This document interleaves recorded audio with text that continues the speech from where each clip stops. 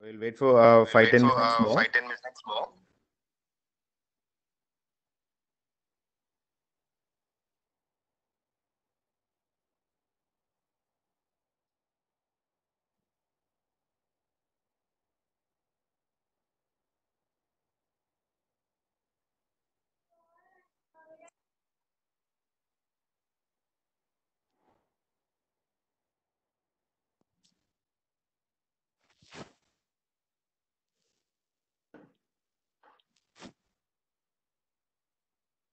Hi, Aisha.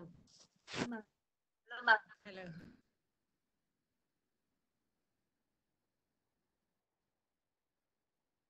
Anusha? Nisha? Suchita, the voice, The the voice is echoing. voice is echoing. Yeah, for me also it is Yeah, for me echoing. also it is echoing.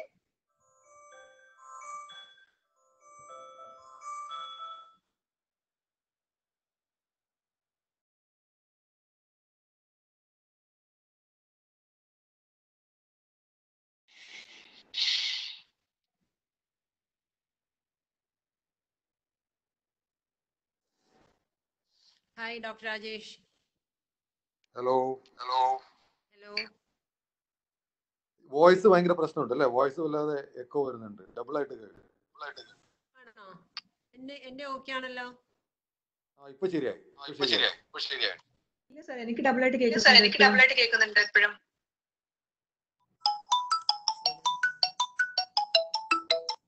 അവളോട് പറയ്. Anusha, I think it is my fault. I'm rectifying it. Just a second. Okay.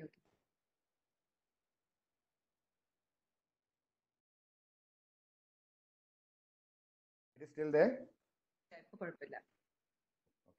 Got it. Now it's clear, sir. Yeah. I was telling she's Dr. Vijay Lakshmi.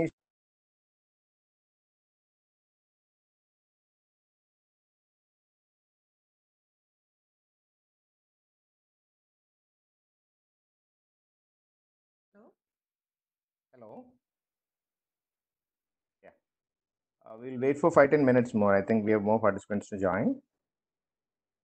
Meanwhile, she's Dr. Hello? Vijay Lakshmi, who spoke to you right now. ശരിയായോ, She's our Suji? president. ശരിയായി madam, ശരിയായി. She's our president.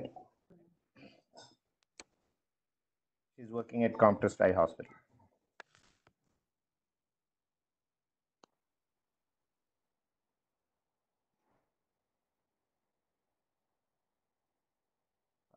We'll start at 7:05. We'll give 5 minutes extra. I think it is almost 7 now.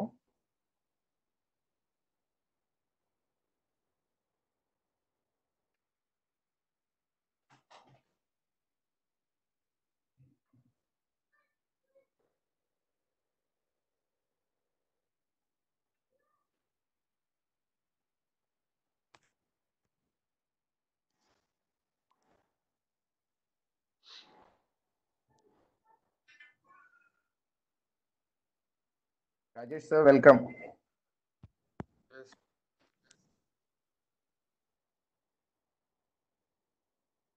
Dr. Prakash has joined. Yeah, I can see. I can see his name. His video is off. Hello Sujith, voice വരുന്നു, കേൾക്കാമോ? കേൾക്കാം madam, കേൾക്കാം. ഇപ്പൊ clear ആയിട്ടുണ്ട്, കുഴപ്പമില്ല. അതെന്റെ phone on ആയിരുന്നു, so echo was from my phone.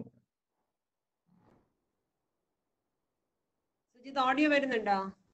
മാഡത്തിന്റെ ഓഡിയോ വരുന്നുണ്ട്.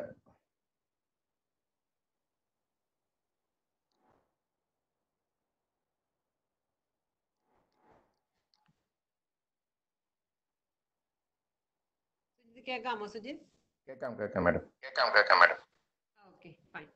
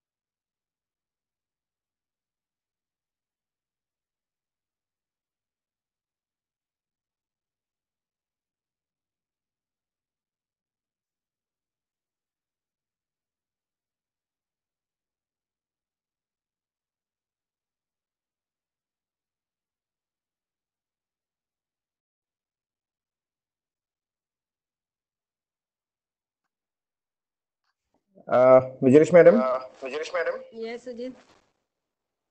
എൻ്റെ എക്കോ വരുന്നുണ്ടാവും. എക്കോ വരുന്നുണ്ടാവും. ഇല്ല വരുന്നുണ്ട്. ഓക്കെ ആണല്ലോ. വരുന്നുണ്ട്. എനിക്ക് echo തോന്നിയില്ലേ?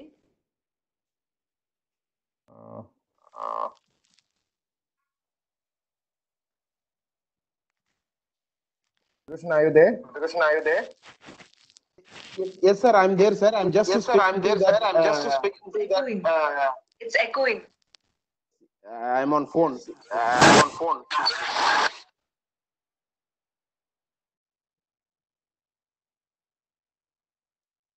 Sorry, I was on another. Sorry, I was on another.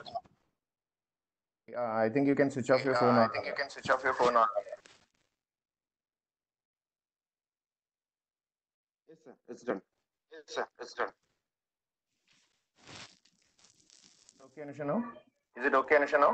ഇല്ല. Yeah. Still. Echo is still.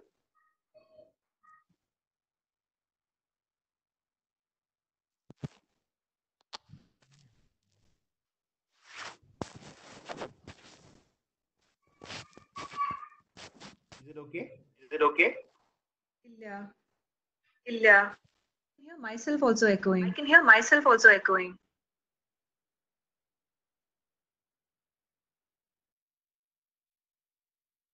Now everybody. Everybody. No, echoing is there. Echoing is there. Yes, sir. Yes. Karan, can you check this echo? Karan, can you check this echo?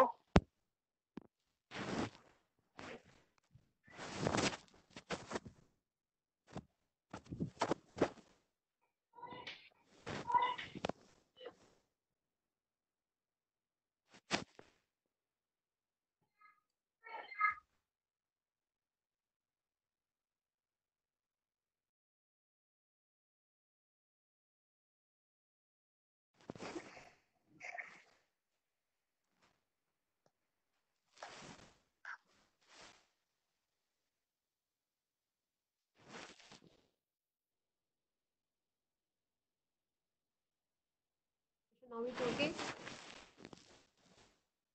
Madam, your voice is okay. Your voice is okay, But but I can hear my. can hear my.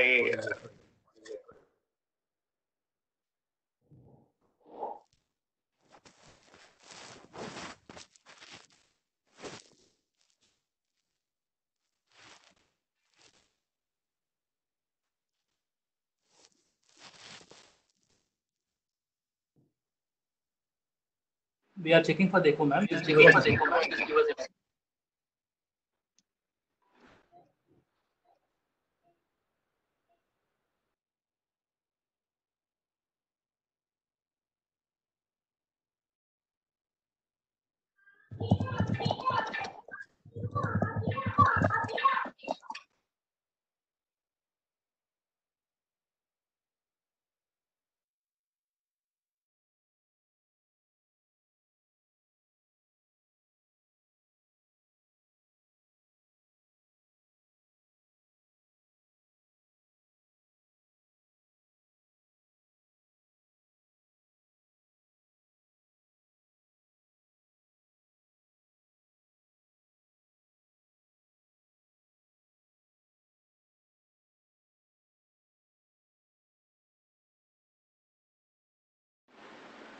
Take note, Lango. Hello. Is it echoing now, sir? No. What about my voice? There is no echo. No echo. Okay. Okay. I think now if ma'am joins, I think it will be fine. I request all of you to keep on mute so that ma'am can start the presentation. Anusha, you're there? I think ma'am has dropped out. I'll just ask her to join. Now the echo is not there. Yeah, she will rejoin. Yeah.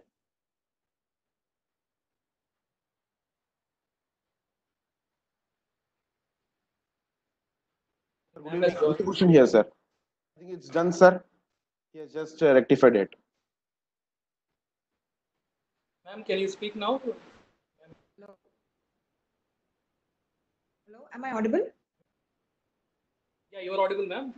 Yes. There is no echo now.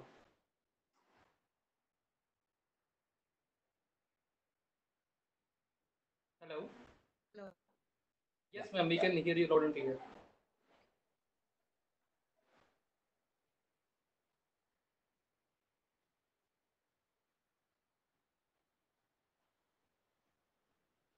Sir, you will be made host now. I will inform the current. Fine, fine. I'm waiting for that. Then I'll mute everyone and then we'll start it.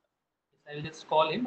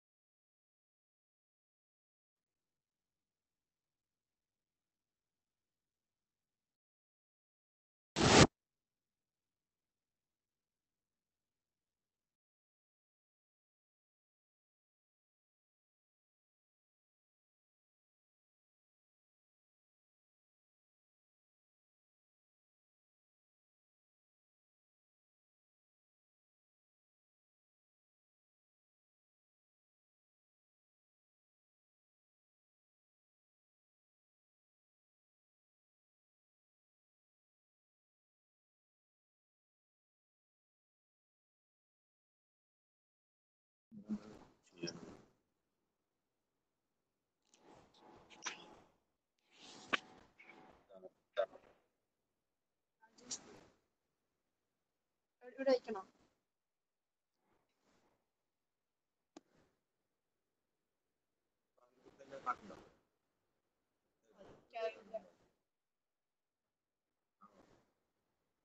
Sir, you can start, sir. Meanwhile, he'll make you host. You are muted now. Can you unmute yourself? Okay, fine. Good evening, teachers and friends. We are going to start our meeting. This was a meeting which was planned for 21st of March, exactly 1 month before, the same speaker and the same topic. But unfortunately, we couldn't do it because of the COVID and the related restrictions. And then only we had discussed with Anusha regarding a possible virtual meeting, and we were trying to make it for the last 1 month. We had several other meetings, and we are all now familiar with this virtual meetings. So thank you, Anusha, for joining us. We actually wanted you at Calicut, but this is the way God wanted it. So first we'll have an introduction of you by Dr. Vijay Lakshmi. I've put the slide on. I think you can see my slide. Yeah. So, Madam, can you please introduce the speaker?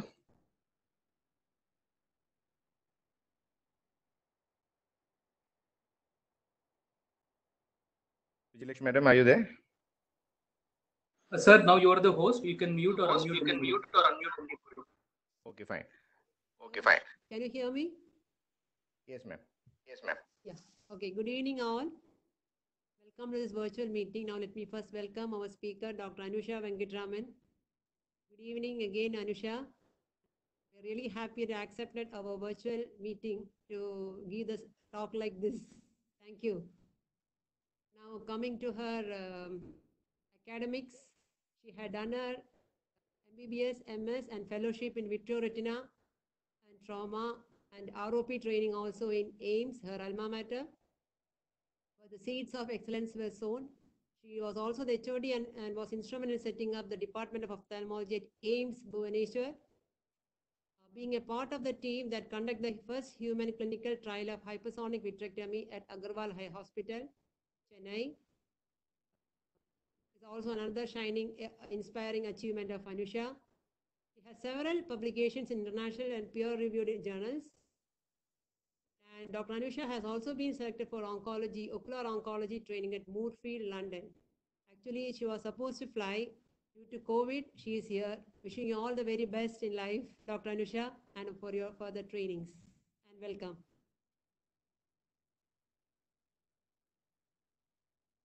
Thank you, ma'am. Thank you, ma'am.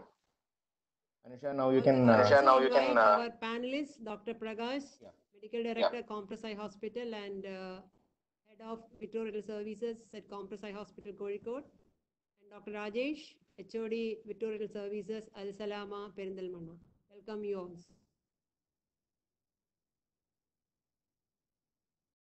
Anusha, now you can share your So slides. now you can and share your start. slides and you can start.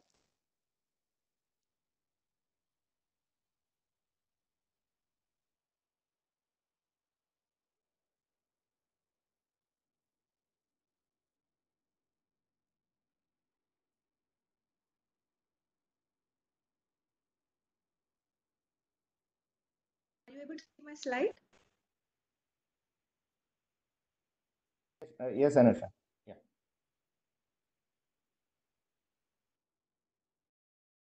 Fine. Yes. We'll begin, Dr. Sujit. You can start. Yeah. A very good evening to all of you. At the very outset, thank you, Vijayalakshmi ma'am, for such a sweet introduction. I thank Dr. Sujit, my senior from AIMS, for giving me this opportunity. Also, Novat for this opportunity. I also thank the panelists for today, Dr. Rajesh and Dr. Prakash, for agreeing to be a part of the session. So today I'm here to discuss about the diabetic macular edema and how to individualize treatment depending upon the patient's responses. As all of you know, diabetic macular edema is a disease where one size doesn't really fit all. So the purpose of my presentation would be to give you an overview of the existing evidence-based treatment protocols. And obviously, research is not the ideal world. So how we can extrapolate this to a real world clinical setting.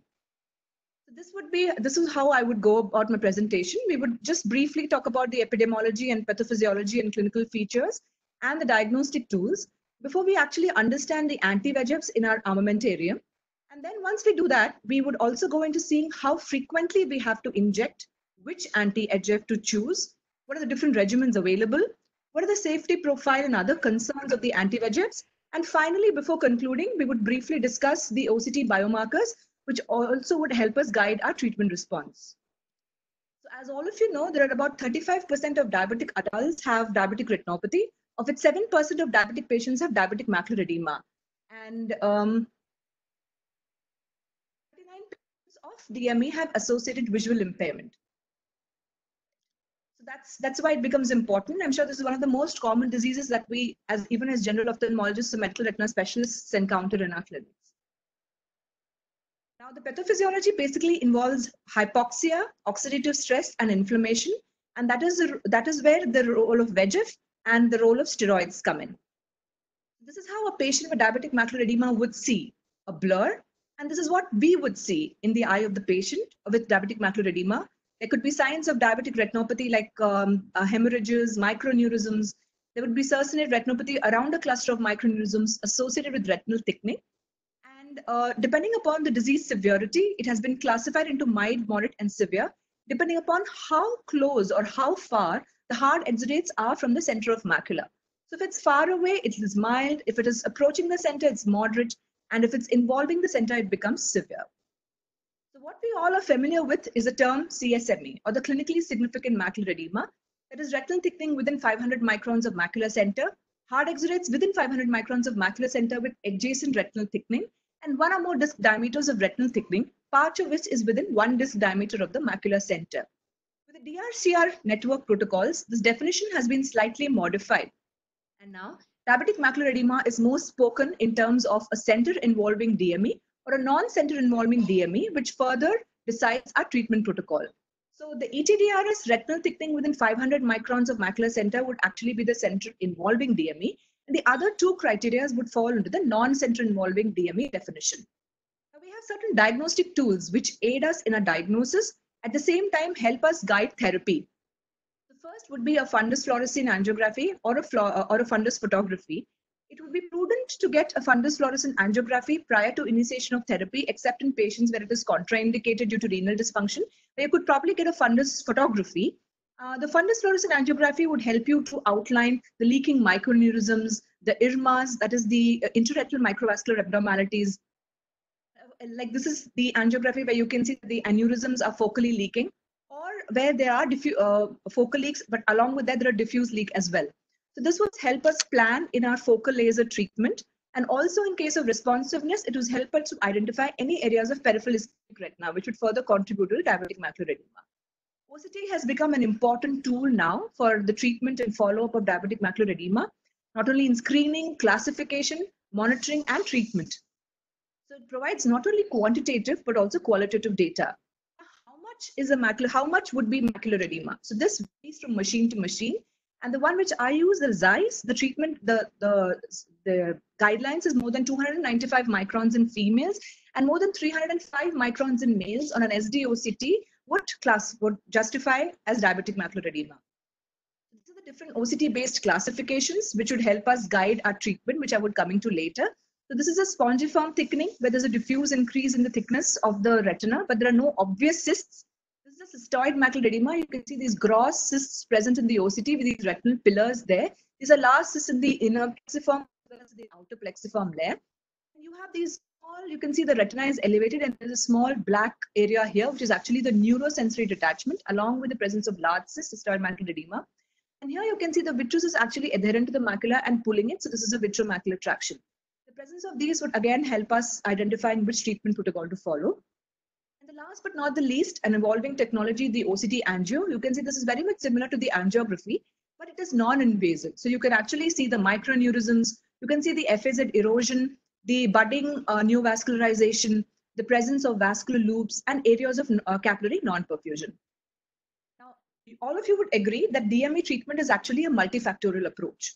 The first and foremost is a systemic factor control with the aim to prevent retinopathy and its progression. So first, what is important is absolutely the blood sugar control. Even before injecting, the AIOS recommends that you check the blood sugars and you ensure that the RBS is less than 200 before you proceed with injections. The other is the blood pressure control, the blood lipid control, the presence or absence of anemia, the check on the renal status, and also check if the patient is using drugs such as glitazones for the control of diabetes, which might actually aggravate diabetic macular edema. So once this is established and when this is looked into, if the vision loss still occurs, now you have other available ocular treatments with the aim to prevent visual loss and improve vision. This would include anti-VEGF therapy, laser treatment, and steroids. So the discussion today would generally focus on the use of anti-VEGFs in diabetic macular edema. The general constraints to effective management includes the compliance, because the patients don't really turn up for regular follow-ups. There is a lot of doctor shopping that happens. The follow-up is long-term. The management is also long-term. There are a lot of treatment costs that incur because of the injections, which are costly. And the clinical challenges to us clinicians that we face is that the patient responds variedly to different types of treatment. There's also variation in the intensity and frequency. Diabetic patients have a lot of complex comorbidities, and sometimes there is also a delayed initiation which affects the final visual outcome. Hence, this is why we need to individualize the treatment approach depending on what the patient requires. So the evolution of therapy started with laser photocoagulation, and now the anti-VEGF have emerged as a mainstay of treatment. So now we go on to see what anti-VEGFs do we use in diabetic macular edema. I'll focus on the three the important ones. Pegaptinib is an aptamer. It binds specifically only one VEGF-A isoform, so it's no longer in vogue. Bevacizumab, one of the most commonly injected drugs, which is a monoclonal antibody. It binds all VEGF-A isoforms. Then the ranibizumab, which is actually an antibody fragment, and it binds all the VEGF-A isoforms with higher affinity than bevacizumab. And now we have aflibercept, which is actually a human fusion protein, which not only binds the vascular endothelial growth factor, but also binds other growth factors like the PIGF and the placental growth factor. So this is the differences in general between ranibizumab and bevacizumab. It has a higher half-life, it's a larger molecule, but it has not been approved by the FDA for intraocular use. It's basically used for intravenous metastatic colorectal cancer. Ranibizumab, on the other hand, is FDA approved. It is an intravitreal injection in which you usually get a single-use vial. Now, aflibercept, as I mentioned earlier, is a fusion protein. It binds to both sides of the VEGF dimer, and it's also called the VEGF trap. Now, as I mentioned earlier, anti-VEGF has evolved as a mainstay of treatment in diabetic macular edema. So the first question that we have to answer is what treatment regimen to follow. How do we actually go about treating our patients with diabetic macular edema? It could either be a fixed monthly regime, that is, you inject the patient at monthly intervals, or it could be a 3 loading doses with a PRN regime, that is a prorinator, that is, you inject the patient on an as and when required basis. Or it could be a loading dose with a treat and extend regime, where you extend the frequency of follow-ups, but the patient receives an injection at every follow-up. Or with aflibercept, it could be a 5 loading dose with a fixed bi-monthly regime. Now, the most majorly investigated drug is ranibizumab in clinical trials, and these are all the studies that we have to derive our own results and extrapolate it to a clinical practice. So as I said, you have the first fixed monthly regime. So these are few studies which showed that ranibizumab achieves very good visual outcomes, And it showed us that early initiation of anti-VEGF growth factor is important. So this is point 1. You have to initiate anti-VEGF growth factor as early as possible, because in this study, when the sham group was then switched over to ranibizumab, you can see that the visual outcomes were not really similar. The second is ranibizumab is a disease-modifying therapy. That is, it not only reduces the diabetic macular edema, but also reverses the diabetic retinopathy progression. And the third, as I said, ranibizumab emerged as a major frontline therapy. So monthly injections is not practically feasible in a real-life scenario. So another RESTORE study aimed to study whether PRN or an as and when required dosage could actually help provide good visual outcomes. What we learned from it is that yes, it does provide sustained visual outcomes over a period of time. And what another point it highlighted is that you have to be aggressive in the first year, because you can see that in the first year if you're aggressive, then subsequently the number of injections come down in the subsequent years. Another point that it brought forward was that ranibizumab monotherapy was equivalent to ranibizumab with laser. So you can see that there is not much difference in the number of injections that the patients have received over the years. So here it raised the question of whether the laser was really effective or not. Then came the landmark protocol I, which is also a PRN-based study, which actually compared these 4 arms: laser with triamcinolone with ranibizumab prompt laser, deferred laser.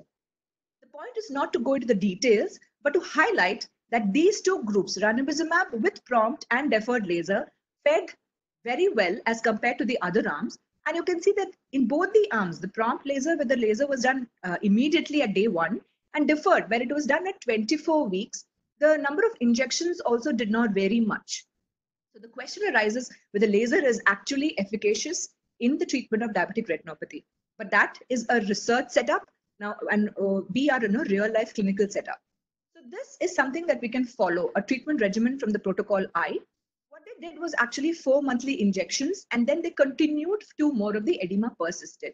They did a focal laser and a deferred laser only if there was edema at 24 weeks. So what lessons do we learn from protocol I? 1. What are the indications for anti-VEGF? Anti-VEGF is the treatment of choice for edema involving the center of macula. Or if there is edema, even a non-center involving diabetic macular edema, where laser is a gold standard of treatment, you can actually use the anti-VEGFs to bring down the thickness before you go on with laser. So these are the two indications for anti-VEGF in DME. What treatment regimen do we follow? Now, some advocate a 3-loading dose, but I personally do not follow a 3-loading dose. I just perform a series of anti-VEGF injections at monthly intervals until the vision and edema can no longer improve. That is, a patient has reached 20/20 vision, 6/6 vision, and the edema has completely resolved on OCT. Or, despite having given the patient so many injections, I feel that the patient will no longer improve. So, you continue injections till the patient achieves 6/6 and a dry macula, or till the patient is no longer improving. Now, how do you assess if the patient is no longer improving? You check the previous visit's OCT and see if there has been a decrease in the central subfoveal thickness of around 10%, or if the visual gain has been less than 5 letter. If that is the case, that means the patient is no longer improving, and it would be the time to probably stop the treatment and wait and watch. Then comes the role of laser. Now, in the Indian scenario, as I said, the FA, it would be good to have a baseline FA. So if the FA is actually showing up focal leaks, it would also be better to treat the patient with focal laser after the anti-VEGF injections at around 2 weeks treatment time.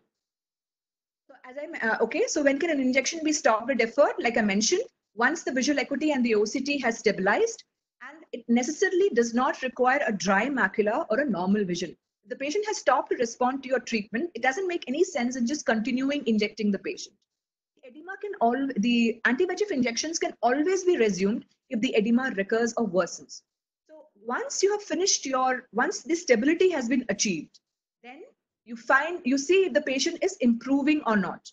If the patient is not improving, you do not inject, and you ask the patient to return in a month's time. If the DME worsens, you inject. If the DME doesn't worsen, you double up the follow-up interval and again call the patient. Again, if the DME is stable, you don't inject, and then again double the follow-up interval. However, if the DME comes back, you inject the patient and ask the patient to return after 1 month. So this is a real life follow-up scenario that can actually be followed, where you hold on to an injection if you see that the patient is no longer improving, and you call the patient after a delayed follow-up. Focal or grid laser treatment. Focal, as I mentioned, can be performed initially. I personally would like to defer a grid treatment where I would like to apply laser to areas of thickened retina and other areas of retinal thickening on OCT if I see any, if a patient is no longer improving. So this I would generally perform after the patient has received maybe 3 injections and the OCT is still not showing any signs of improvement. So this is a focal laser where the laser has been applied to the microneurysms, and this is like something like a grid laser where the laser has been applied to areas of retinal thickening. Other factors is that if a patient is totally non-affordable, you can even give intravitreal triamcinolone with laser, which is a very cost-effective treatment. And although there are risks of IOP increase in glaucoma surgery, the protocol showed us that you get similar outcomes in pseudophakic patients. There are no risk of systemic adverse events, increased risk of systemic adverse events, and the rate of endophthalmitis was also very low. So a PRN regimen is a good regimen that we can follow, but what is the disadvantage? Even here, the patient needs to come for a repeated follow-up, a monthly follow-up, or even when you extend, the patient has to be on continuous follow-up. So the number of visits to the hospital actually increases, even with the PRN. So another modality which is followed in AMD, that is a treat and extend, is now being extended to diabetic macular edema. Now, I really do not know how practical this would be in an Indian scenario, because this would require an injection at every visit the patient makes to you, even if the fovea is dry. So the concept is that you review and treat every 4 weeks until the vision is stable. Once the vision is stable, you extend the treatment interval by 4 weeks. So if I'm injecting monthly, now I would call the patient after 2 months and then inject. If the patient is stable at 2 months, I would call the patient at 3 months, but again inject. So the issue is that the patient receives an injection at every visit. So the RETAIN study actually told us that there was a 46% reduction in the number of clinical visits as compared to the PRN regime. And this regime was actually non-inferior to the PRN regime. If you see this, the number of injections that the patient received was higher as compared to the PRN regime. Nevertheless, if the patient had adequate an adequate or a comparable visual outcome. So at the end of this, we know that there are 2 treatment protocols that can be followed, either a PRN or a treat and extend protocol. A PRN, where is actually you treat the patient whenever you see fluid on the OCT, and a treat and extend, which is actually more like a prevention, where you keep injecting the patient at every visit, but you keep extending the follow-up. So the patient at the end tends to make less visits to you. The patient is okay with a monthly visit, PRN is a way to go. But if you feel that the patient cannot come on a regular basis, you may consider a treat and extend regimen. In my personal experience, I follow the PRN regimen, and I would definitely love to hear from the panelists what they do. So which anti-VEGFs to choose? So the treatment regimen part is over. We're injecting the patient till the macula is dry, and then we decide based upon the stability. Now, which agent to choose? So the protocol T said that at about 2 years, both aflibercept and ranibizumab had comparable outcomes. At 1 year, aflibercept showed better improvement as compared to ranibizumab, but at 2 years, the superiority sort of leveled out. Bevacizumab did not fare as well as compared to aflibercept and ranibizumab, but nevertheless, it did show a good visual outcome, an outcome of more than +10 letters. So which one to choose? At year 2, vision gain was seen in all the 3 drugs. If the initial visual acuity is mild, that is less than 6 to 9, when it's better than 6/9, there are no apparent differences and you can use any agent. But if the vision loss is moderate, that is 6/9 or worse, then aflibercept, ranibizumab is as good as aflibercept in the treatment of diabetic macular edema. Aflibercept is superior to Avastin, but cost is a concern. But bevacizumab is definitely better than no treatment at all, because it also showed good visual outcomes at the end of 2 years.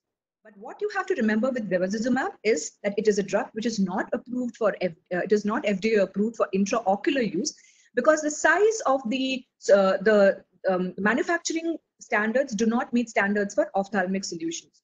Also, there could be spurious vials. So you have to actually look at the Kressler code and verify with Roche if it is actually an original vial. And even when you're preparing the aliquots, preferable not to multiply puncture the vial, and prepare the aliquots in a sterile laminar flow if possible, and then be very, very careful while using a bevacizumab. Now we have decided which agent to choose. So it could either be aflibercept or a ranibizumab. But if the patient is not affording, even bevacizumab can get decent visual outcomes, if not as great as ranibizumab or aflibercept. Now you've treated the patient for a while, but now you see that your response is not as you expect. The vision is not improving. The macula is not drying out. What do you do next? Plan an FA. Why an FA? Because the FA will help you look at peripheral areas. If there are any areas of peripheral non-perfusion, because if there are any peripheral areas of non-perfusion, even that would secrete anti-VEGF and that would contribute to worsening your DME. So identify peripheral non-perfusion areas and laser them off. If there's no improvement in vision, the FA would also help us to look for any underlying macular ischemia. And if there's no improvement on OCT, you can also plan a laser or a grid laser as a rescue treatment if it is not done previously. You could also switch the anti-VEGF. Now that has a disease-modifying role. You could consider steroids or finally a surgery. So preferably it is better to switch in between the anti-VEGF groups before switching on to steroids because of the safety profile of anti-VEGFs. Steroids are always associated with the formation of cataracts in a patient and also the incidence of increase in IOP. So it would be better to switch in between the groups. So when do you switch? What is the criteria for switch and what do you need to look out for? The protocol I says that a response at 3 months predicts the final response, which means to say that if the patient does not respond adequately at 3 months, does not respond adequately in the sense visual gain less than 5 letters for functional non-responders, or a less than 20% reduction in the thickness after the loading dose, that is anatomical non-responders, then their general good or final visual outcome. However, there are also some delayed responders. That is, first they do not respond, but as you continue to keep injecting, they start responding. So that was also seen in this protocol I. There's no hurry to switch, but you should be prudent and you should know when to switch. If there's progressive worsening of vision over 3 visits, I would immediately switch at 3 months. But if I see that there is some response and the response may not be as to my expectations, I would still wait and watch and switch after about 5 to 6 injections to another anti-VEGF injection. Now, studies have proved that switching over from one agent to another, bevacizumab to ranibizumab, or to aflibercept after prior anti-VEGF therapy, or to aflibercept after bevacizumab, ranibizumab, have provided decent visual outcomes. So another question that remains is, what do you do when the visual acuity is good, that's better than Protocol V, a recent study says that it is better to observe. And my personal experience, I feel that, I personally would like to observe such patients who have a good visual acuity, because ultimately it is a vision that we're treating and an OCT. Now coming to the systemic safety profile. Are the injections systemically safe? Patient has had a recent injection of MI or recent injection of stroke. How would this alter the treatment? Now the systemic safety profile, there were no differences seen in the myocardial infarction rates between the sham, ranibizumab, and of both the doses of ranibizumab in the major landmark RISE and RIGHT trials. Also, even after 2 years of use of anti-VEGF in the other trials, there were no significant increase in the incidence of thromboembolic events, which goes to say that these agents are safe. But nevertheless, if the patient is predisposed to thromboembolic events, like if the patient has had a history of MI or a history of cardiovascular or cerebrovascular accident, it would be definitely advisable not to use within 3 months of such occurrence. We also have to keep in mind that there is with repeated anti-VEGF injections, there is also a risk of IOP rise. So in POAG suspect eyes receiving regular anti-VEGF injections, this is something that we have to be on the lookout, the IOP. And the next is the renal disease. Most of the patients with diabetes have associated comorbid conditions. So anti-VEGF has been shown to be involved with the renal disease progression. So if at all it is seen, then either the dosage should be reduced or an alternative therapy should be switched to. Now, there were concerns use of anti-VEGF in macular ischemia, but studies have proven that there are robust anatomical and functional improvement with ranibizumab despite a presence of macular ischemia in diabetic macular edema. So now we know the regimen, the treat and extend or the PRN. We have a fair idea about what Anti-VEGFs we can choose depending upon the patient's affordability, and we also are, and based on the treatment responses. We know the safety profile, and there are certain factors like the OCT biomarkers which would help us to find out which patient would respond better and which patient would not respond, however hard we try. So it would help us determine the response and also prognosticate the functional outcome. So before as completion, I would like to highlight that there are few OCT biomarkers. One is a DRIL, which is a disorganization of the inner retinal layers. You can see that here, the junction between the ganglion cell layer and the inner plexiform layer, and here, the junction between the outer nuclear layer and the outer plexiform layer is pretty visible. Whereas if you trace it to this area, the demarcation is lost. So this is DRIL, and the presence of DRIL is associated with poor visual outcome, irrespective of what you do. If the DRIL increases during the first 4 months, then it is associated with visual worsening eventually. Also, a disrupted ISOS junction or a disrupted the external limiting membrane also has a poor prognosis. The OCT biomarkers which predict poor response are the presence of hyperreflective dots. Now, hyperreflective dots are present because of inflammation when the the blood-retinal barrier is compromised. So this represents a lot of inflammation, and it would probably be prudent to try steroids also if the anti-VEGFs do not work in the first instance. The presence of ERM also does not give a good response. And also, if you see, this is the OCT angiographic picture, you can see that the FAZ is markedly distorted. Capillary plexus, which can be seen only on OCT angiography. Even this predicts a very poor response in spite of whatever you do. What is a good prognostic response? If the initial CSF thickness, the retinal processes, the presence of these retinal processes is actually suggest viability. The intraretinal cysts, okay, this is debatable. Some feel that with anti-VEGFs, the intraretinal cysts respond very well, but the others would like to switch on to steroids in case there are huge intraretinal cysts. I would like to try anti-VEGFs first, and then if not responding, would like to switch on to steroids. Neurosensory detachment also predicts a good response. So to conclude, the take-home message would be that ranibizumab has a consistent and well-documented long-term efficacy and safety profile similar to aflibercept for the treatment due to DME. Bevacizumab is a good alternative in non-affordable patients in terms of visual outcome. PRN or the treat and extend regime based on the patient's requirements. It is not required to inject till the macula is dry. Once you feel that the patient is stable on 2 consecutive visits, you could actually observe the patient to see if the diabetic macular edema is actually worsening and then reinstitute treatment. The number of injections reduces over the years of treatment in diabetic macular edema, so be aggressive in the first year to achieve maximal visual outcomes. Use the help of OCT biomarkers, which will give you a prognostic indicator. Laser certainly has a role in the treatment of diabetic macular edema. Focal laser is a gold standard for the treatment of non-center involving diabetic macular edema. Grid laser can definitely be used as a rescue treatment for patients not responding to anti-VEGF. Switch if required after 5 to 6 injections.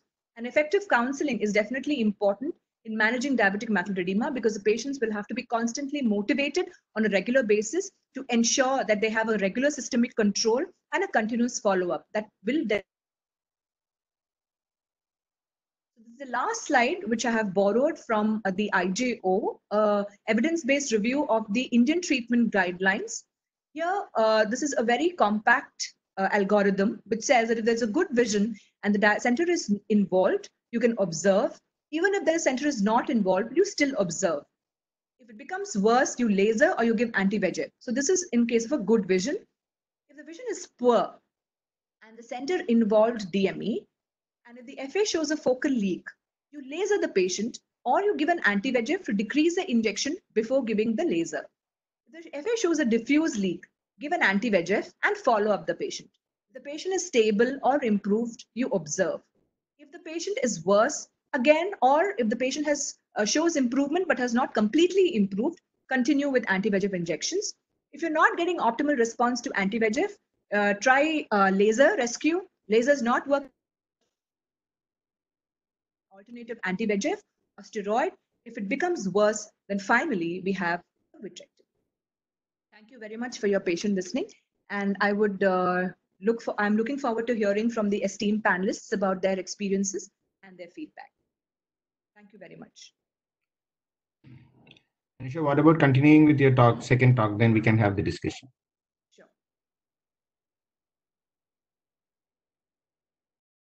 This is another topic which is, I think, close to every retinal surgeon's heart, the macular hole surgery. And I propose to discuss about a technique of minimally invasive macular hole surgery. So there are debates of to how to peel and how much to peel and when not to peel. So there are some surgeons who go in and irrespective of what they do, they have to peel the ILM and come out. And some surgeons who feel that the ILM should be peeled only if necessary. But we'll not go through the theories of macular hole formation. So this is a video which shows a conventional ILM peel. Now I just included this slide because this is a hypersonic vitrectomy vitrector. So I thought just for the benefit of the audience, this is a hypersonic vitrectomy probe which is being used. You can see the PVD is being elevated. After completion of the core vitrectomy, you induce a PVD, triamcinolone assisted, complete the peripheral vitrectomy, and then perform an BBG guided ILM peel.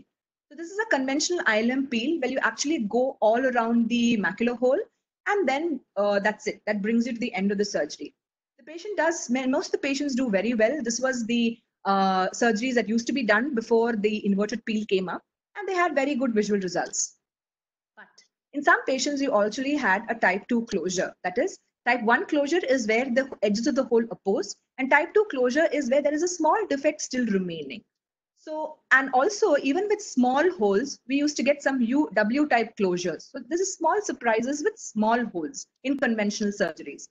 Then came a technique of inverted flap, which aimed to eliminate the anteroposterior and tangential traction by removing all the cortical vitreous and surface components, and also providing a scaffold with the inverted flap that would facilitate proliferation because it would contain Muller cells. And it showed that it potentially improves the postoperative visual acuity.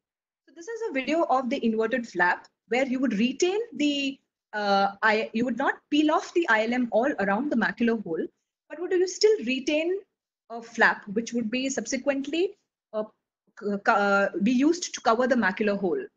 So here you can see that the inverted flap, it's the flap is being removed from all around the macula. The multi-layer flaps,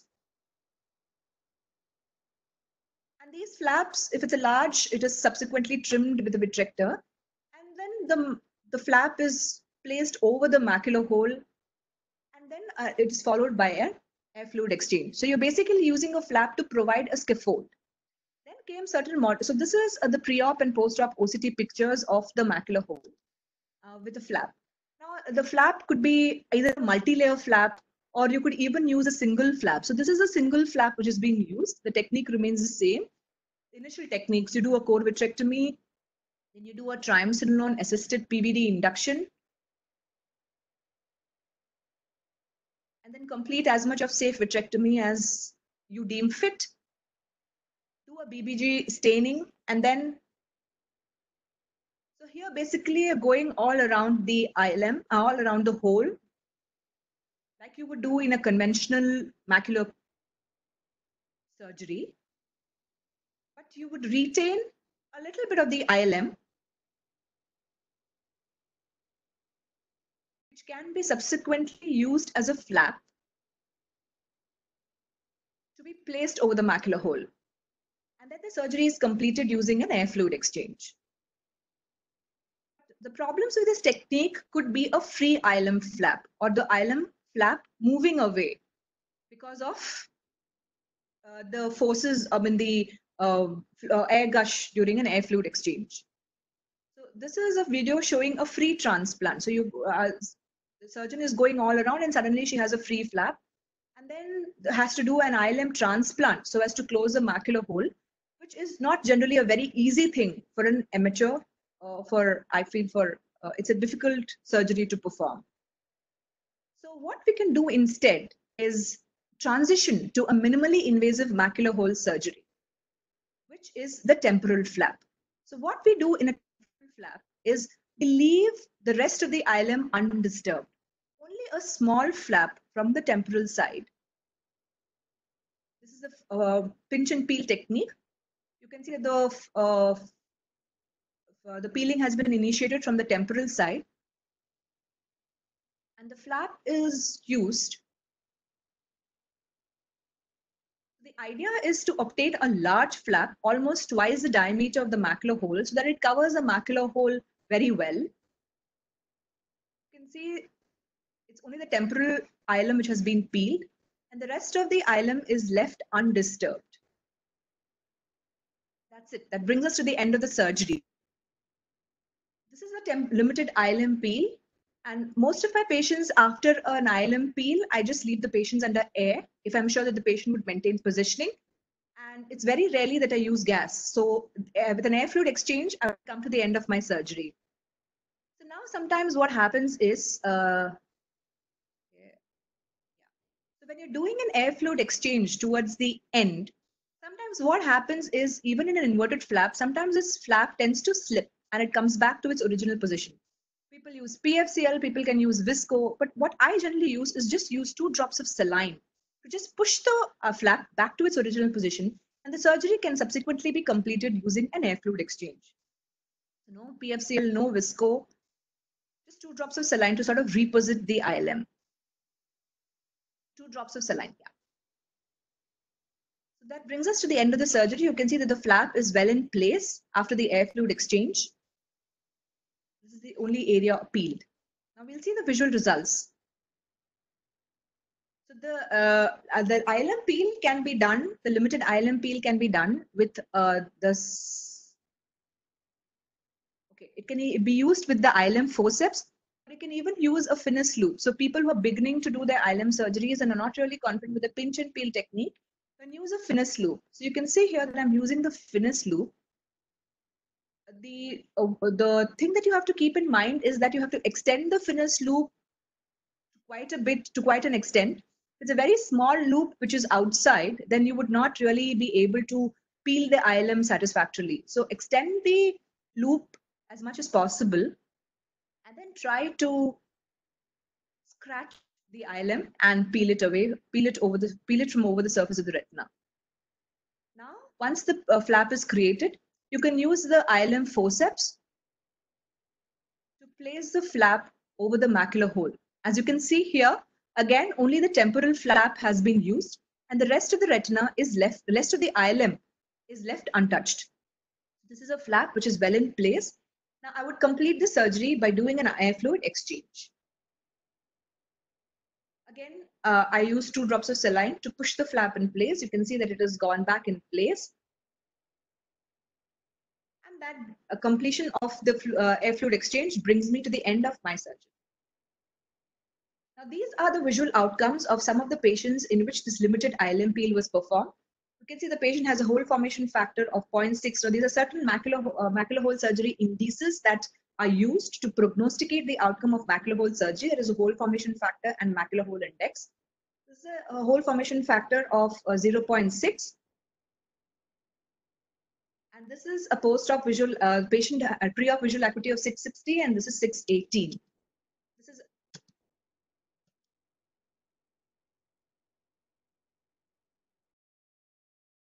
This is another patient again, 6/60 improving to 618 with a temporal hilum flap, again a hole formation factor of 0.7. Now, what happens in a temporal hole, even if there's an macular hole with ERM, again, you can almost do the same thing, just that the patient has an ERM. So you would probably want to peel the ERM first. Since the ERM is not really well visualized, I start from an edge of the hilum which is stained, and then use it as a guide to help me pull the ERM off gently. You can see that the ERM is coming off now. This is a translucent sheet which is coming off now.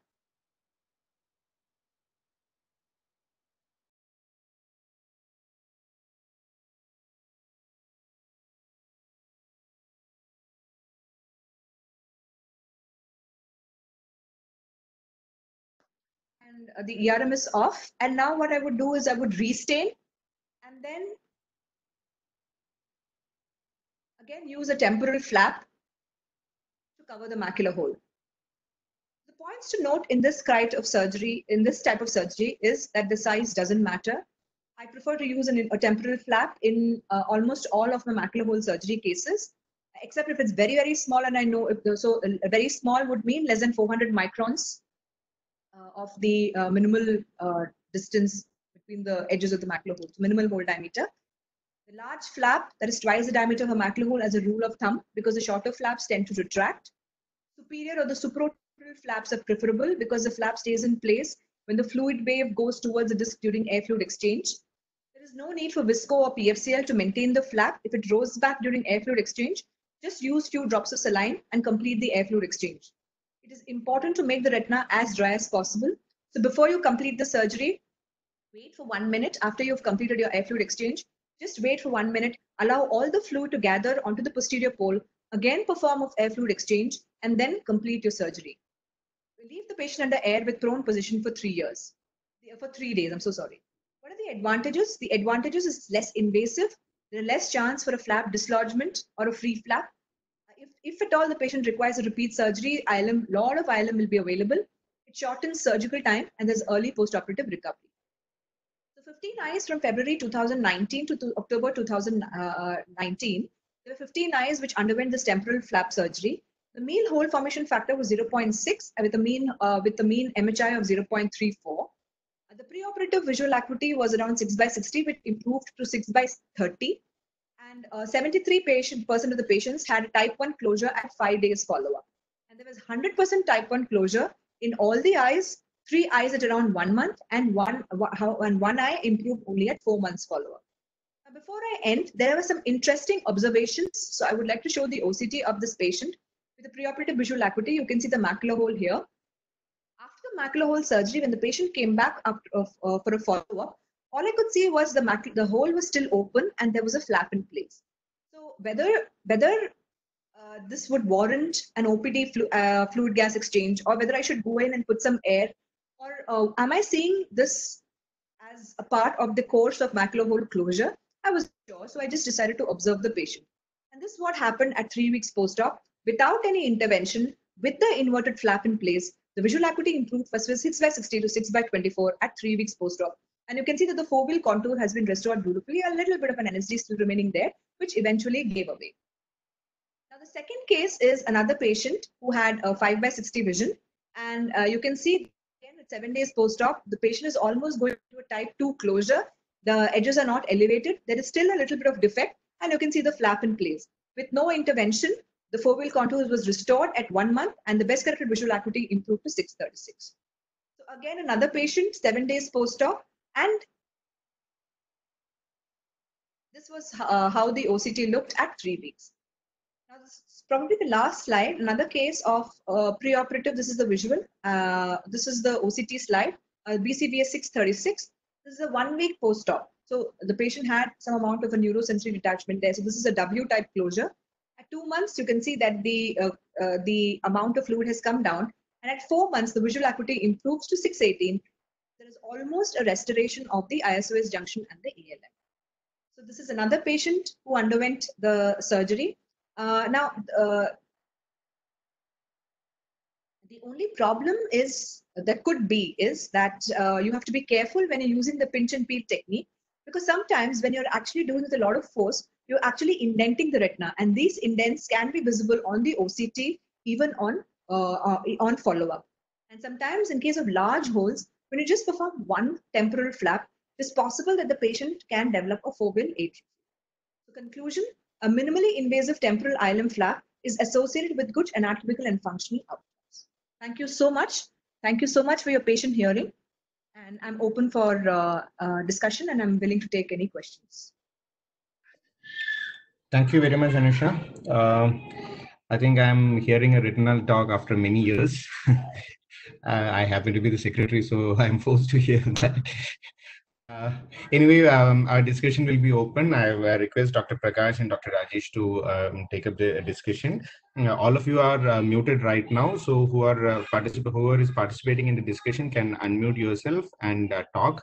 You can also switch on your video while discussing.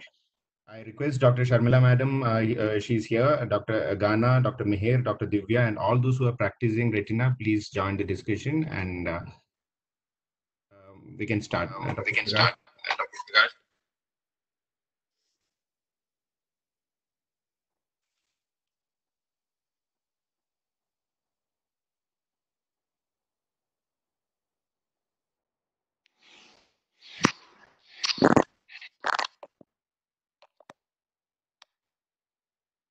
Dr. Anusha, it was an excellent talk. It covered both the topics very well. I don't know, we can probably take questions. I'm sorry, but your voice is echoing. Mine is also echoing now. Can you please look into it?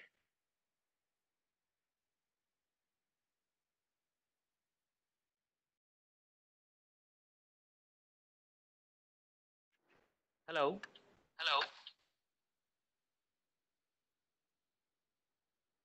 So can all of you can mute? Only John.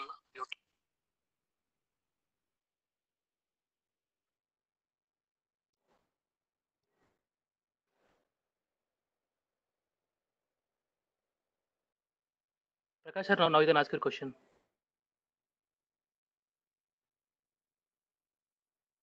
Yeah, the first talk on diabetic macular edema was very good. Actually, we follow more or less the same pattern. Only thing, we don't use much treat and extend in our clinical practice but most of the time we follow PRN regimen. I don't know what Rajesh has to say. Yes. Am I audible? Yeah, you are audible. Anusha, it was a very good talk. Both the talks were excellent. And as for diabetic macular edema, I think almost everyone has his own protocol when it comes to managing this patient. These patients are not that easy to treat, although it looks very simple when you read those various trials. What I do is also mostly a PRN regimen. But before that, I would like to clarify something. What do you mean by deferred laser? Because I think most of the people here might be thinking that deferred laser is something that you do routinely in almost all the patients. So deferred laser is something that you do only if it does not resolve with the anti-VEGF treatment, according to the protocol I.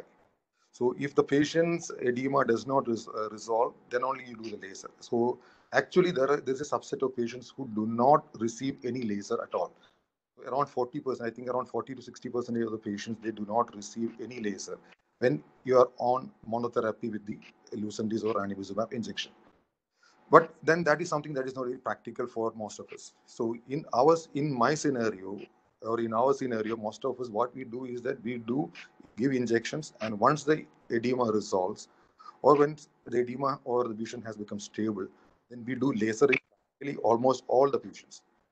So the deferred laser, what that is described in the protocol I and the various trials, is not something that is commonly practiced. So that is one thing that I want to tell you. Then there is another thing that you said, that you will be doing fluorescent angiography to find out whether there is any ischemia in the periphery, and you treat that area. Prakash, do you do fluorescent angiography, and do you do a laser of those ischemic areas in these patients who do not respond to your routine treatment? No, I usually don't do unless there is a PDR developing. Because there are certain trials which say that even if you treat those peripheral ischemic areas, it may not have much effect on the macular edema. The reason why they say that it does not work is because this peripheral retina, the retina is very thin in the periphery. So usually the peripheral retina, it gets most of its nutrition from the choroid. So even if the fluorescent angiography shows CNP areas in the periphery, these areas are actually receiving, these photoreceptors in those areas are actually receiving nutrition from the choroid. So there are some trials which say that you don't have to do laser of those CNP areas. Also, I also have tried laser in some of the patients in desperate situations. I don't know if it has actually worked. I have read of trials where people are actually doing a PRP, so to say, so that to relieve the retina of all the demands and then to concentrate on the macula, which has proven not to be working. But I get the point, sir. Maybe peripheral, yeah. But I generally do a peripheral laser. Maybe that's the difference between experience and. No, it's not. This is again maybe if the CNP areas are more in the mid peripheral area, maybe this might help. Maybe if it is, if it might be in the extreme periphery beyond the equator, then maybe this kind may not be of much use. Then about this, our talk was mainly on anti-VEGF in diabetic macular edema. So, what are the situations where you will be using steroids in diabetic macular edema? So At least for, I think there are some people. So, at least for the benefit of the it would be good if you can elaborate on that. So definitely, my first line of treatment would always be an anti-VEGF in case of a diabetic macular edema. Generally, if the patient has a lot of, at presentation, I would see the OCT. I would start off with an anti-VEGF injection. And as I said, if the patient is not responding well to 2 injections or 3 injections of anti-VEGF, not responding in the sense there's absolutely no visual outcome, no visual improvement. And the pattern on the OCT also shows not much improvement. I would switch to steroids. The steroids, as I said, there are some biomarkers which also help us. If there are a lot of hyperreflective spots present on the OCT, or there are a lot of huge cystoid spaces or a large neurosensory detachment, I would try to switch to a steroid early on, but I would definitely start with an anti-VEGF therapy. What about you, sir? See, for me, I have low threshold for steroids, especially when the patient is having a lot of hard exudates in the macula. Most of the hard exudates are just at the foveal edge. In such situations, I'm more in favor of starting with a steroid. Although most of the trials, I think the RISE, everything has shown injections does not make much difference. But the kind of protocol that they are following in the RISE and RIDE trial, these are not something that we usually do in our clinical practice. We are not actually doing monthly injections. So doing monthly injections, I think that what they have achieved in those trials is something that we can reciprocate in our usual clinical practice. So when I'm seeing a lot of hard X-rays, especially in the perifoveal area, then I'll be about giving steroids. Another thing, as you said, the OCT biomarkers, if you are seeing a lot of this focal hyperreflective foci, or a large amount of subretinal fluid or a large amount of cysts. These are all indications where you can think about steroids, but may not be the first line. Yes. Then the patient is also having epiretinal membrane. If the patient is also epiretinal membrane, then it finds it does not usually respond to anti-VEGFs, right? There also maybe steroids. Try with steroids. Agree, sir. Yes, sir.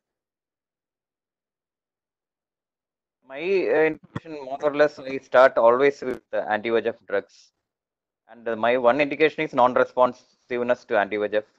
And second situation which has now come up recently, other than, of course, the recent CVA, MI and all, the renal disease. Renal disease, somehow the nephrologists tend to tell that they are now telling the anti-VEGF, multiple anti-VEGF injection that's making the renal condition worse. And so I had a patient who created a lot of problem for me, actually. So from that time onwards, I am little reluctant for already if the creatinine is around that 1.8 to 2 stage where it may remain like that for some time before it progresses usually in the natural course. That area I prefer to avoid anti-VEGF now, give more steroid injections. So already they are on dialysis, there is nothing much going to happen. But in that area where the creatinine is just beginning to rise, that area may be little, unless we have some more evidence. We don't have right now any evidence to tell that anti-VEGF is going to worsen that. But that is what being pushed by nephrologists many places, including Chennai and even in Calicut. So I see that trend. So we don't want to get into a medical legal trouble. So better to give steroids in those patients. Or the maximum. Yeah, the maximum they require maybe a cataract surgery. Other than that, steroids, in my experience, work almost as good as anti-VEGF. Only thing is, you will put there will be an initial vision loss. If you look at literature, we can see there will be an initial vision loss due to cataract, and you will require additional cataract surgery. So, how many of your steroid treated patients have actually been steroid responders, sir, with an implant, with a dexamethasone implant?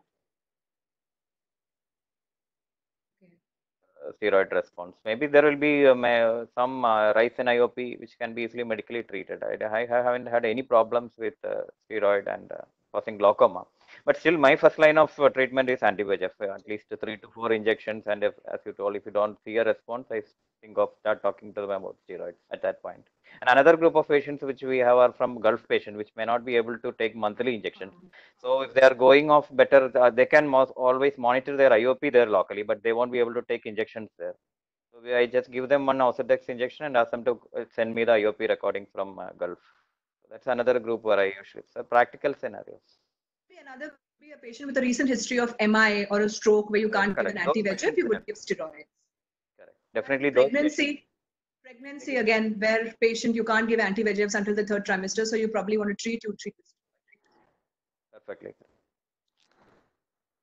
Do you give a combination of steroid and anti-VEGF in any of these patients? I've tried doing it personally. I have tried it in the past. So the use of a steroid drastically brings down the OCT thickness, which is good to show to a patient that, you see, my treatment has brought down your OCT significantly. But over the long run, it doesn't really help in optimizing the visual outcome, is what I feel. So either an anti-VEGF or a steroid, I wouldn't combine both. And I think off late, the literature also which has come up says that adding an Ozurdex to a recalcitrant diabetic macular edema doesn't really help. Rather than continuing a monotherapy would be more suitable.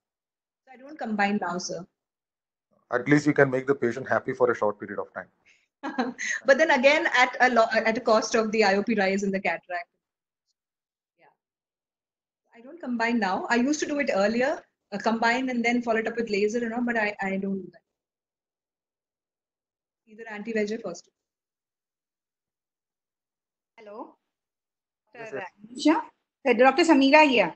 Hi, Dr. Anusha. This is Dr. Sameera. Hi, Prakash. Hi, Dr. Rajesh. Hello, Dr. Sameera.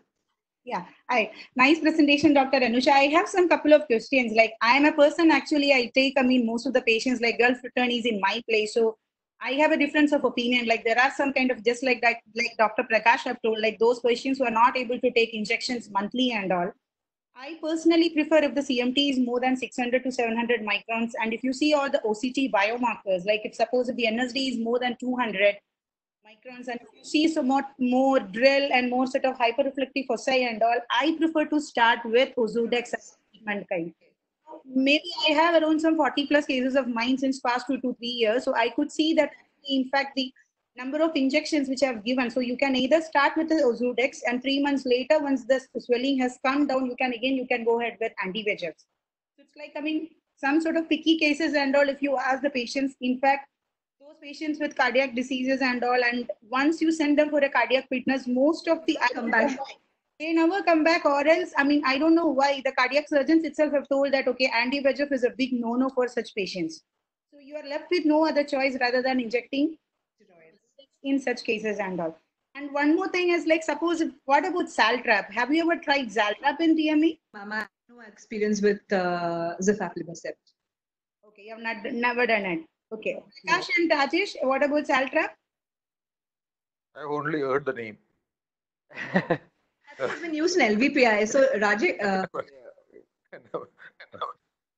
Because Jay Chablani has been using it in quite a good number of patients. I think only LVPI used it, sir. Oh, no, many people of my friends are doing it with Zaltrap. The voice is echoing. And I think more people are using the microphone. That's why I think everybody unmute. Only the person who is talking uses microphone. The Zaltrap, many of my friends in North India, they find it, it's much more cheaper than Eylea. So many people are using it. So I have never used it. So I just wanted to ask, how many people of you are using Zaltrap? In the current scenario, if we have some couple of patients, like the patient is not responding to Avastin, not responding to Excentrix or Lucentis. And when you tell the patient regarding the Ozurdex, or suppose they might have taken 2 to 3 Ozurdex, and once the swelling is not coming down, if you ask them to switch to Eylea, the patient just vanishes. You can see the patient sitting in either Rajesh's room or in Prakash's room. That is one thing. So, what is one thing? Anusha, one thing. For the benefit of all the people who are listening to this talk, because the people may not be knowing what is actually focal hyperreflective foci, what is its significance, how will you differentiate it from a hard exudate? So these things might help at least some of the PGs who are attending. Sure. So hard exudate, when you see both a focal hyperreflective foci, that is and the hard exudates appear hyperreflective on the OCT. But a hard exudate is generally, it could be mostly intraretinal first. And second, a hard exudate would usually be associated with an acoustic shadowing. So if you see a shadowing, if you see a hyperreflective foci and there's shadowing beneath it, then it is mostly a hard exudate. But other than that, if you see small dots, which would be at any interval, it could be at any level, intraretinal, subretinal, or sometimes even in the choroid, and there's no acoustic shadowing, it's more in favor of hyperreflective foci. Okay, see, focal hyperreflective foci is not only seen in diabetic macular edema. It can be seen in other conditions, inflammatory conditions, because yeah, basically it's just a breakdown of the blood retinal barriers, stimulating inflammation to occur. So any inflammatory disease like a BRVO, or it can occur anywhere. Okay, one more question is that, I mean, if it's a patient is a cardiac disease, or the patient has got a cardiac disease, do you often follow this, like for each and every injection, do you send the patient to get a cardiac fitness? Frankly, no. Okay. The first injection we get a fitness, and then we don't get any get a fitness. So do you do it? Like, what is the protocol? I personally don't do it. So that's even for the first injection itself, I personally don't do it. You try the patient, okay, you can just switch it rather from Avastin to Lucentis or Accendrix, but even for Avastin also, usually I don't do it. Personally, I don't do it. So I just wanted to know, like, what is your... Now, it's like there are some studies which say that anti-VEGF sort of increase the progression of renal disease as well. So now we have started taking consent from nephrologists also before injecting an anti-VEGF. Okay. They generally say that either you reduce the dosage or switch to an alternative therapy. The disease progresses. Still echoing.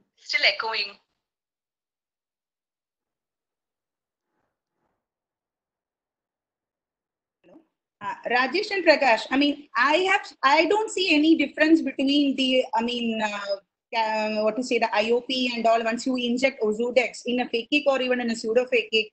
So what is the real life scenario? Can you just tell me, I mean, put Santrosalam right into that. I mean, if it's a phakic, won't you give Ozurdex?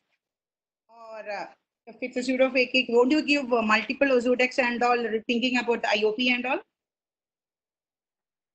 Like, how many Ozurdex can you give? I bet you might have given 3-4 Ozurdex in a row also to some patients of yours. Yes, I do give Ozurdex even in phakic patients, because I think cataract is something which can be treated easily. I don't think that cataract is an incurable disease. Okay, so I continue giving Ozurdex in a good number of patients. Although people say that these patients who undergo cataract surgery subsequently do not have much improvement in vision, but these are all maybe few letters of improvement that they notice on ETDRS charts. I don't think that practically matters in most of the patients. So I do give injections, steroids in some of these patients. I repeat the injection. In fact, Mayet trial has given is one of the trials where they have actually studied the role of Ozurdex, and they have found that after cataract surgery, in fact, most of the patients, they regain good vision. So I do give. Then about the chance for increase in intraocular pressure, it is there. It is not as people say that it is much safer than triamcinolone. It is there, but maybe you're in a better position to control the IOP with when the patient is on Ozurdex. And only thing is the patient is also having uveitis. Maybe there's a high chance for increase in intraocular pressure. That is with almost any steroid, all sorts of steroid form. With steroids, you can see there is a higher chance for increase in intraocular pressure if the patient is already having an underlying uveitis. So, Dr. Samira, I have a question. You said you have patients were actually needed a filtering surgery, or the pressure spike was so much that you could not control them medically, because I don't have so many patients in hand. So I would love to hear from you. Frankly speaking, I don't have a single patient whom I have injected with Ozurdex. I have a couple of patients also already who have taken 4 to 5 injections of Ozurdex in a shot. Like, I mean, every 3 months they used to get injected. Not even a single patient of mine had gone for a glaucoma filtering surgery till now. Okay. So I don't know like what is a real life scenario or is it just me? So I mean I have seen like those many studies in Ozurdex and all. People in many of the conferences they're telling that it's not like the IOP is not the only factor and all. I mean you don't worry about the IOP as it was said earlier. And one more question for you is like you have given n number of anti-VEGFs and Ozurdex, and what is the take of going for a vitrectomy? So when will you plan for a vitrectomy, the ultimate, like even though post-vitrectomy also the CME will be there, but when will you plan a vitrectomy for a patient? Okay, this all injections are enough. I'm going to take this patient for a surgery. So what are the criteria? So what they say is a recalcitrant macular edema where the patient has received more than 3 anti-VEGF injections and we have treated the patient with steroids and the patient is not improved, maybe 3 anti-VEGF injections and a patient is absolutely showing no improvement. You look on the OCT angio, you look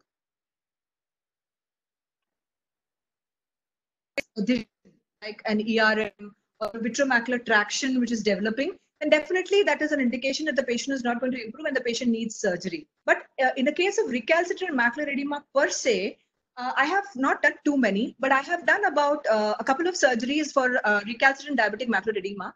But I have found that such patients really do not improve too much of visual acuity, probably because the DME has been so long-standing that it has already caused the damage that it had to cause. So once we had Professor Paul Stanger, who had visited us when I was at Agarwal's Eye Hospital. He says that at Poland. I'm sorry, it's echoing again. If everybody is, anybody is having the mobile phone on with this app, can you please switch off that? So at Poland, he goes in for a vitrectomy.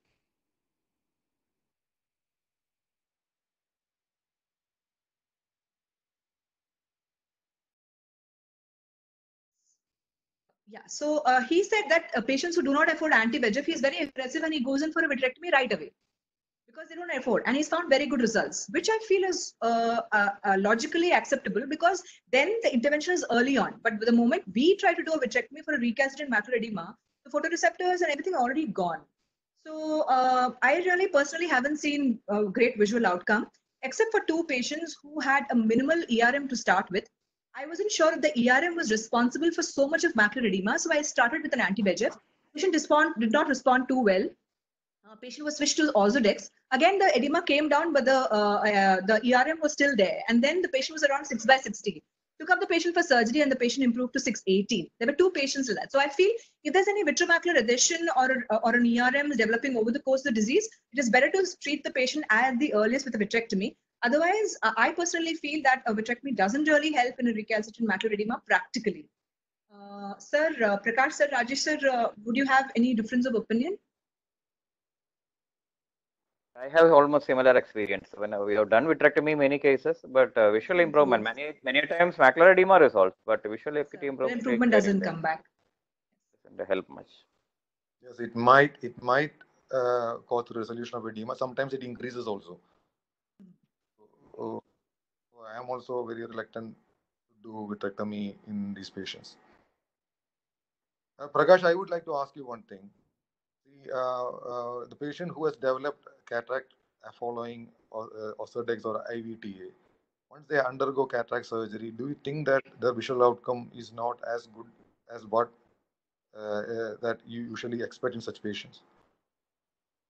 Patient who has it is always a reverse for me. I feel after the cataract they improve much better than we expect many times. Even if the macular edema may not show much response, but visual acuity improvement is much better than what it was before the. Yeah, I back up Prakash for that. The patient is much more happy after cataract surgery, and the credit goes to the phaco surgeons. Correct. Always happy with cataract surgeries, ma'am. Retina surgeries are not happy. I am also happy when the patient has got a cataract along with a macular hole. Macular hole or a epiretinal membrane. So that so if you undergo a combined surgery, the patient definitely going to have an improvement in vision. So combining a patient with diabetic macular edema with cataract surgery, would you advise an anti-VEGF or would you go in for an Ozurdex? I am always for anti-VEGF initial one. I give. Unless the patient was unresponsive before, non-responder. Dr. Daly would like to ask something.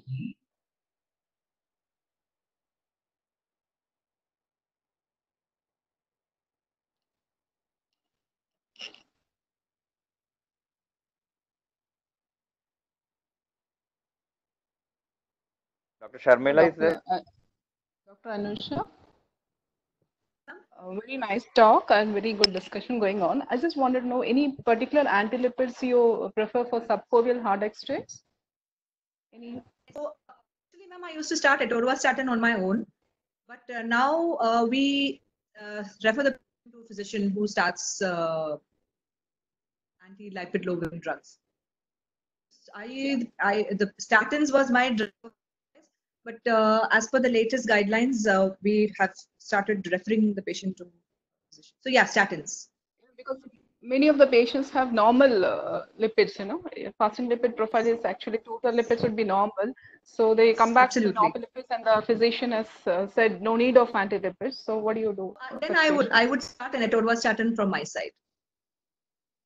Okay. You prefer start a lipid lowering drug. Dr. Prakash? Yeah, Dr. Daly, we used to use a lot of atorvastatin. Now we are more for fenofibrate because fenofibrate otherwise have shown to delay the progression of diabetic retinopathy also. And fenofibrate also we see it is anecdotal, not evidence based, but we see resolution of hard X rates a lot. And in situations where you told where the LDL or cholesterol levels are normal, those cases we can send a letter to the patient for to the physician. We can tell for ophthalmic reasons we would like to start the patient on fenofibrate and get a fitness from him, because fenofibrate or atorvastatin both can sometimes in early nephropathy or even patients with frank kidney disease, it can worsen renal condition. So you have to be careful. Always better to get a physician fitness in those cases. But mention you need this patient to be started for ophthalmic condition. Otherwise, they may not start it. Okay. Thank you, Dr. Anusha. Gosh, what is the dosage of fenofibrate which you use? It's a 40 or 120? I am actually using a combination of fenofibrate with atorvastatin. That is 125 milligram fenofibrate, I think, with 10 milligram atorvastatin. All right. So, do you monitor anything, LFT or? Renal function has to be monitored because renal function worsening can happen. Actually, it had happened in one of my patients. Then only I realized it can happen. Monthly or? Once in 3 months should be enough, I think. Thank you. I have a question. If there's a patient with diabetic macular edema who has a lot of hard exudates of the fovea, now you've treated the patient and the edema has completely resolved, but the hard exudates are still there at the fovea. Would you persist in treating, or would you give steroids, because the hard exudates themselves are going to cause a gliotic scar and bring down the vision? So would you do anything for that or observe the patient apart from starting lipid lowering drugs? Don't do anything. I just observe and continue the lipid lowering drugs if they are on. I don't know whether steroids has any additional benefit in those cases. But there are people who vouch for steroids. Steroids will Exactly. So I also don't do it, but I just wanted to know if you have done it and if you've seen good results. I have been giving steroids, and I have been trying maximum to see that the maximum amount of hard exudate gets removed from that area. And so even if the patient doesn't have edema, you give steroids, sir, just for the hard exudates. Yes, just for the hard exudate. Okay. And what I have observed is that I have got 3 or 4 patients like that, where I thought that the patient is not going to have any improvement in vision. I just did that, continued on lipid lowering drugs, continued steroid injections and everything. The patient's vision was good in the other eye. These are patients who are having better vision in the other eye, and were having hard exudates in the worse eye. So for the worse eye, it continued the treatment, and at least 2 of these patients, they went on to develop other conditions in the normal, the better seeing eyes. And by that time, over a period of around 4 to 5 years, these patients, they from a vision of around counting finger 2 meters, they went on to have a vision of around 6/36. So when the patient developed loss of vision in the normal eye, Then the patient said that, see, till that time the patient was complaining that he was not happy with the vision in the eye which I was treating till that time. So when the patient came back, when the patient developed a problem in the normal seeing eye, the patient started saying, "See, now I am seeing with this other eye." So I think that whatever said and done, you know that it is going. It is if you are having subretinal hard exudate, it means that photoreceptors are dead and everything. You may still continue or try to remove it. It may sometimes help these patients. The steroid is PST or intravitreal or it is intravitreal only. Intravitreal. And along with that, I will be doing laser also. If there are some sort of microaneurysms here and there, I will be doing the laser. Then again, as Prakash said, it might be a fenofibrate atorvastatin combination that I'll be giving to this patient. So I have seen these patients going, improving almost up to 6/30. It may not be a huge improvement, but still the patients, something happens to the other eye, this patient may be able to watch.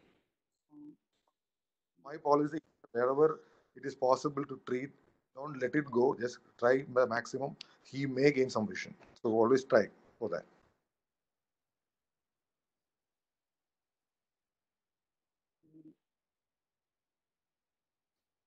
Any more questions? Any more questions? Dr. Ghana? Dr. Ghana, any questions? Dr. Ghana here. No, ma'am. Echoes are still going on. I think Dr. Rajesh, Dr. Prakash, and they've all covered all the questions I needed to ask. Just wanted to ask, is RBS a criteria in giving injections? You looking at 200 levels as said by AOS?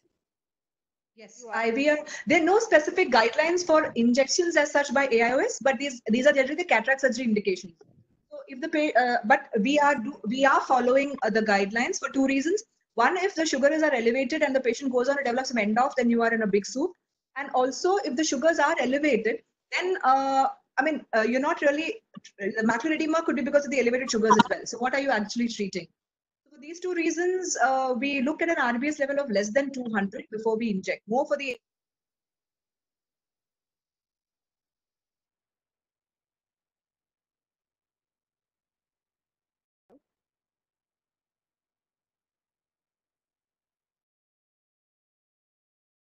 during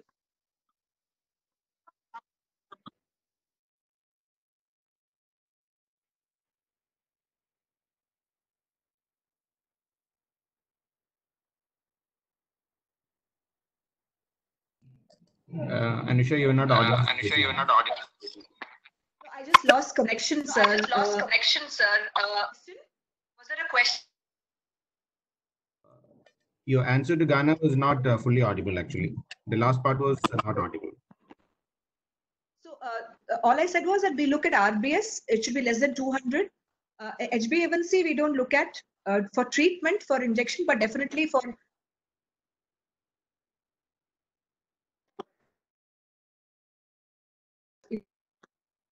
and more from the perspective of end-off, we like to save ourselves and look at the RBS.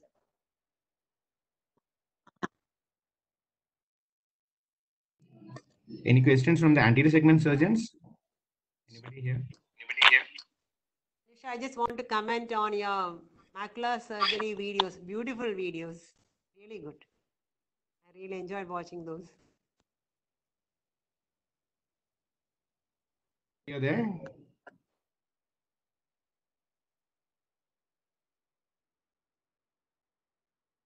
Hello? Hello? Anusha, you're there? Yeah, sir. I heard ma'am. Then I lost connection. Prakash or Ghana, Rajesh, any comments on the second talk, macular surgery, macular hole surgery? Hello? Hello? Can you hear me? Yes, ma'am. Yes, ma'am. Prakash or Dr. Rajesh? Yes, the second surgery. Very good. Yeah, in fact, I would like to admit that I started doing the temporal flap after seeing Anusha's video. I think it was Anusha, she herself had posted this video in the RP Center alumni group. have seen there. Then I started doing it in good number, reasonably good number of patients recently, around 4 or 5 patients, I think. All the patients were having large macular holes. Till this time, I was doing inverter flap, and I was not very happy with the results with the inverter flap. Since I started doing this large temporal flap technique, I'm finding that the anatomical results as well as the visual outcomes are much better than what it used to be with the inverter flap technique. So I think this is something that everyone who's doing macular hole surgery can start doing, because I think the results are, in my experience, the results are very good with this technique. So another thing, one thing that I learned today from her is that if you inject, if this flap gets dislodged or gets misplaced or get dislodged, in fact, then you can put it back with the help of saline. So what do you use to inject saline? What do you use to inject saline? I thought that you were using Soft tip, sir. soft tip. Okay. 2 ml syringe, saline, and soft tip, which is used for fluoride. I was in fact telling Prakash also about this some time. Like that, this gives good result.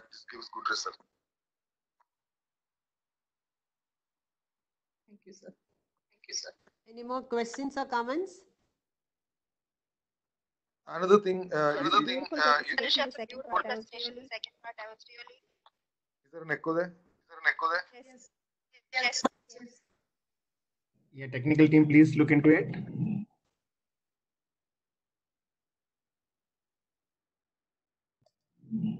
Rajesh sir, please try speaking. It's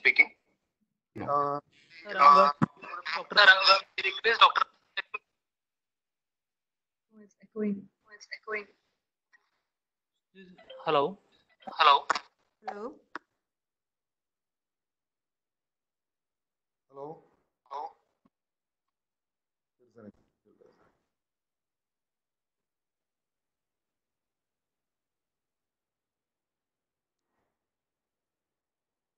Speak, ma'am.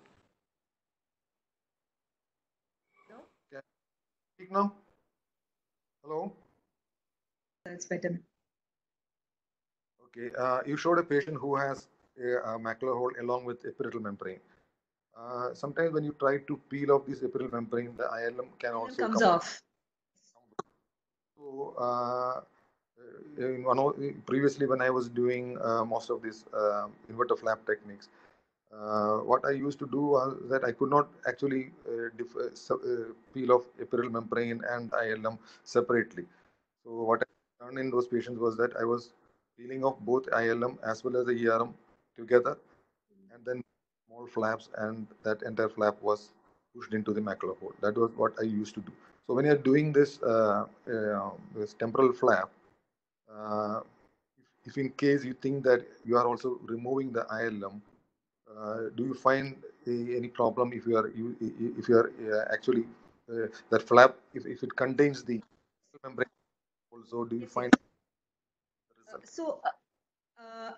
With respect to the result, so generally what I do is, when I see a patient with epiretinal membrane and a macular hole, I just don't do a temporal flap alone.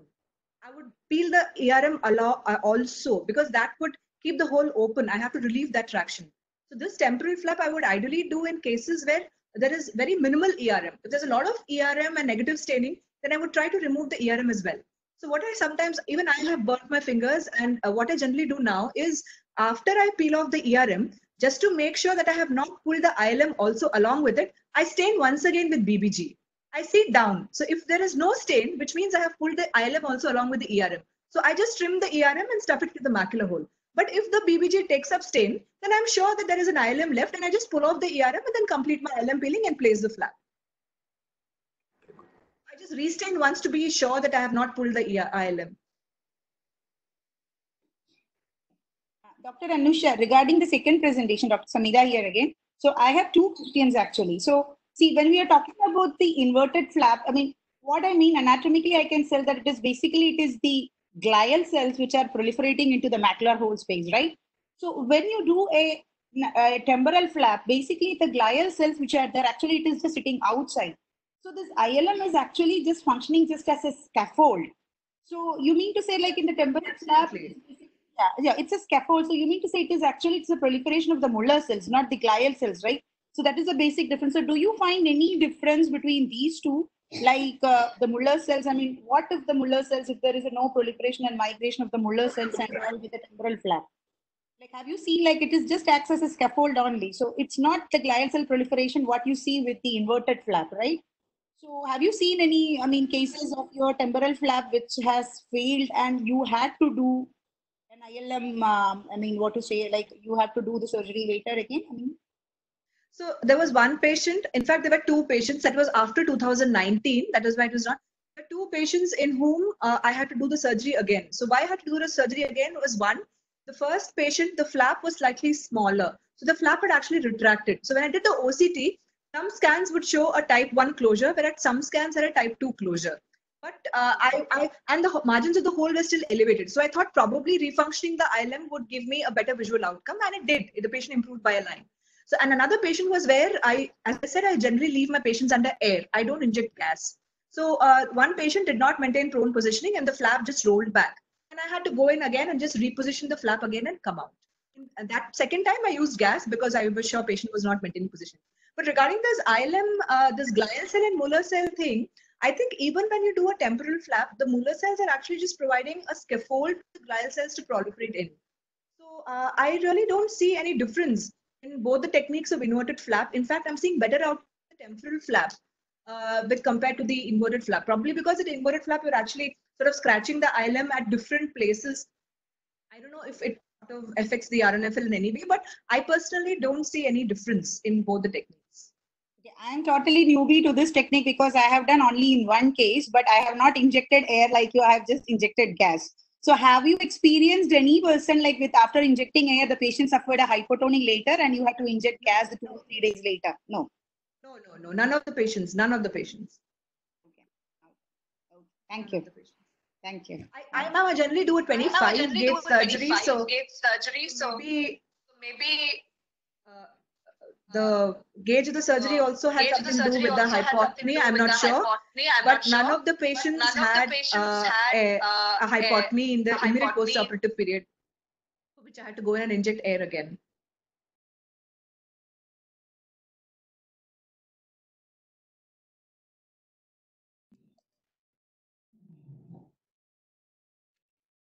Any more questions? I just wanted to ask, what was the best visual acuity you got with this procedure? I mean, even with small holes? 6.9. I never got 6.6. 6.9. Because some macular holes, when we do with small holes, we do get occasionally a patient or two with 6.6. That's what. Yes, we do. I had the 6.9 was like 6.6 parts. I got myself to believe it was 6 parts, but it was 6.9. I just wanted to ask. Thank you.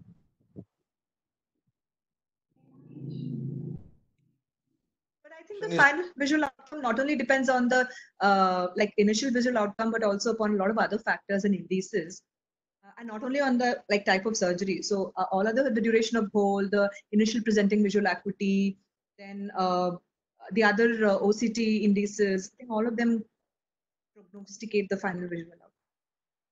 Actually, vision is not very important. What is important is the closure of the hole.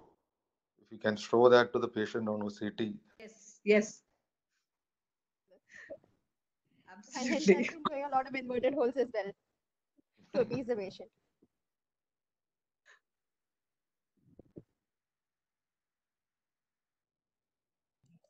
That comment of Dr. Rajesh was so classical of any retina surgeon, actually. So if there are no other questions, shall we wrap up this? We are almost 1.5 hours now. Anusha, this is the first time I am moderating a retina session and probably the last time.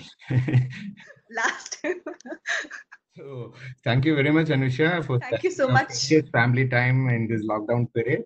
We wish you from Ophthalmic Society, we wish you all the best for your upcoming ocular oncology fellowship at Moorfields. We hope it happens. Yes. Thank you so much. Yeah, probably if not this year, next year. Okay. So Thank you so much. Thank you so much. Anusha, it will happen. It has to happen. Don't worry. Thank you so All the much. best. Thank you so much. So much. Thank you so much. I Wonderful thank all the talk. I thank panelists, all the panelists. Dr. Prakash, Prakash and and Dr. Samira. I never. I never. Samira. I'm sure it would have been wonderful to meet everybody in person, but this is also was a great experience. Thank you so much. You will Sir definitely. Prakash, sir, thank you so much. Yeah, you will definitely get another opportunity. Next time it will be the topic is already given to you. It is ocular oncology. So, Dr. Samira, Dr. Dalia, Dr. Gana, everybody, thank you for joining the discussions. Thank you, Vijayalakshmi Madam and Dr. Mihir for supporting me in conducting this program. The Novartis, Mr. Muthukrishnan, I think is here. Thank you for your commitment and help. And It's our pleasure to be a part of this meeting, sir. I thank the technical team for the support. It was compared to COC meeting which I attended yesterday. It was much better. There were not many glitches except for a few echoes. So, and I thank all the participants for joining this meeting. Thank you all. Thank you, Dr. Sujit. One and all. Thank you, Novartis.